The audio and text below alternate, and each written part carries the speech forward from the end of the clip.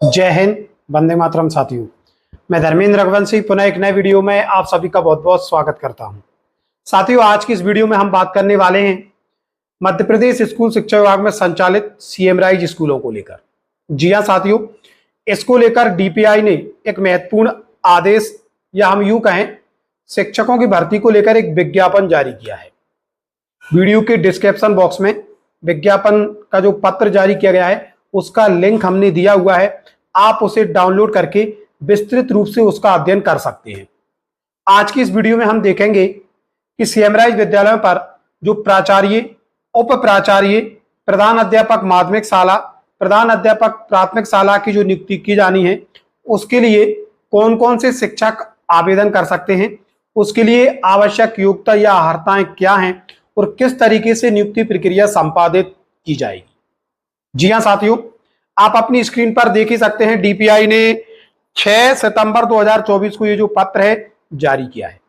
हम स्पष्ट कर देना चाहते हैं, जो प्राचार्य, उप प्राचार्य, प्रधान अध्यापक माध्यमिक शाला, प्रधान अध्यापक प्राथमिक शाला की जो नियुक्ति प्रक्रिया है वो पूरी तरीके से साक्षात्कार के माध्यम से की जाएगी। इसके लिए 50 अंक निर्धारित किए गए हैं। आगे वीडियो में जानेंगे कि वो 50 अंकों का विभाजन किस प्रकार से किया गया है।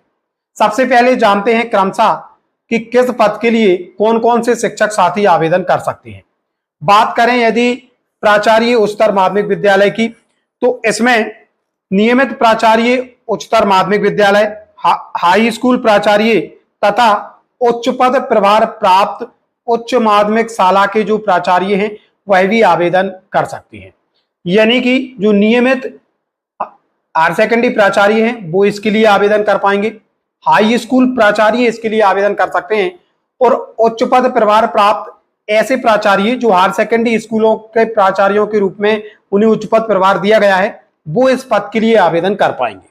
बात करते हैं उप प्राचार्य की, तो इसके लिए व्याख्याता आवेदन कर पाएंगे, उच्च माध्यमिक शिक्षक आवेदन कर पाएंगे, उच्च पद प्रभार प्राप्त हाई स्कूल प्राचार्य, ऐसे हाई स्कूल प्राचार्य जिन्हें प्राचार्य का उच्च पद प्रभार मिला है वो भी इसके लिए आवेदन कर सकते हैं। व्याख्याता इसके लिए आवेदन कर सकते हैं, उच्च माध्यमिक शिक्षक इसके लिए आवेदन कर सकते हैं और ऐसे हाई स्कूल प्राचार्य जो उच्च पद प्रभार के माध्यम से प्राचार्य बने हैं वो इसके लिए आवेदन कर सकते हैं। लेकिन इसके साथ में एक महत्वपूर्ण कंडीशन दी हुई है, केवल वे ही उच्च माध्यमिक शिक्षक इसमें आवेदन कर सकते हैं जिनकी नियुक्ति 2010 तक हो चुकी थी। 2010 के बाद नियुक्त उच्च माध्यमिक शिक्षक इसमें आवेदन नहीं कर पाएंगे। बात करते हैं प्रधान अध्यापक माध्यमिक शाला की, तो इसके लिए स्कूल शिक्षा विभाग में नियमित माध्यमिक शाला के जो प्रधान अध्यापक हैं वो इसमें आवेदन कर सकते हैं और उच्च पद प्रभार के माध्यम से जिन्हें माध्यमिक शालाओं का प्रधान अध्यापक बनाया गया है वो इसके लिए आवेदन कर सकते हैं। बात करते हैं प्रधान अध्यापक प्राथमिक शाला की, तो स्कूल शिक्षा विभाग में नियमित रूप से कार्यरत प्राथमिक प्रधान अध्यापक इसमें आवेदन कर सकते हैं और ऐसे शिक्षक जिन्हें उच्च पद प्रभार के माध्यम से प्राथमिक शाला प्रधान अध्यापक का उच्च पद प्रभार मिला है वो भी इसमें आवेदन कर सकते हैं।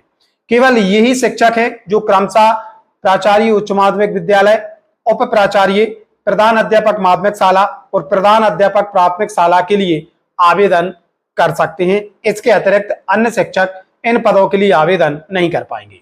साथ ही साथ मॉडल स्कूल और उत्कृष्ट विद्यालयों में भी प्राचार्यों की जो है नियुक्ति प्रक्रिया संपादित की जा रही है और यह प्रक्रिया भी पूर्ण रूप से साक्षात्कार के माध्यम से की जाएगी। और प्राचार्य के लिए जो आवश्यक अर्हताएं हैं वो जो हमने वीडियो के प्रारंभ में आपको बताया है वही अर्हताएं इनके लिए लागू होती हैं। अब बड़ा सवाल यही है कि इनकी जो प्रक्रिया है वो किस तरीके से संपादित होगी और क्या कुछ परिस्थितियां इसमें देखी जाएंगी, आवश्यक योग्यताएं और अर्हताएं क्या है। हम आपको यहां पर बताना चाहेंगे, चाहे प्राचार्य की प्रक्रिया हो, प्रधान अध्यापक माध्यमिक शाला की हो, प्रधान अध्यापक प्राथमिक शाला की हो या उप प्राचार्य की हो, तीनों ही स्थिति में 3 वर्ष का परीक्षा परिणाम देखा जाएगा। 30 अंक परीक्षा परिणाम के इसमें निर्धारित किए गए हैं। 2021 से 2024 तक का जो परीक्षा परिणाम है वो इसमें काउंट होगा और उसके अंक प्रदान किए जाएंगे। 15 अंक इसमें साक्षात्कार के निर्धारित किए गए हैं, यानी कि 15 अंक आपको साक्षात्कार के मिलेंगे।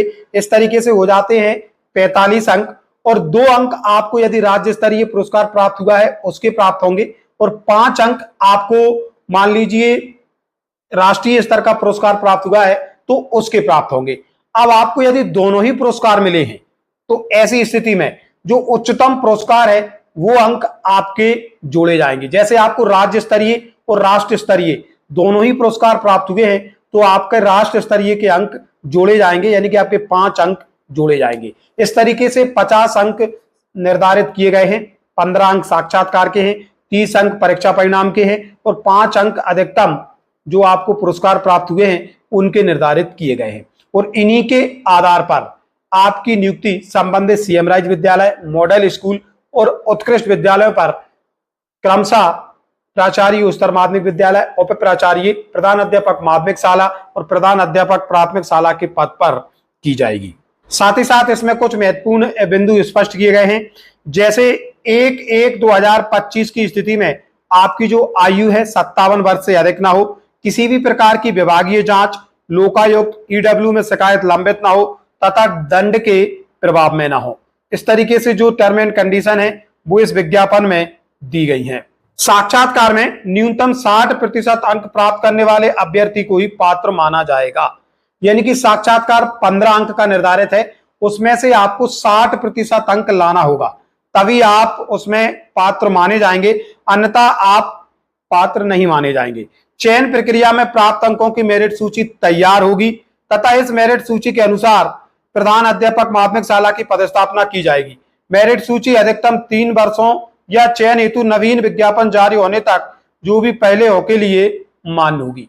साथियों, हम एक और चीज यहाँ पर स्पष्ट कर देना चाहते हैं, विभिन्न पदों को लेकर जो विज्ञापन जारी किया गया है इनका जो कार्यकाल है 5 साल रहने वाला है, ये भी इस पत्र में स्पष्ट किया गया है।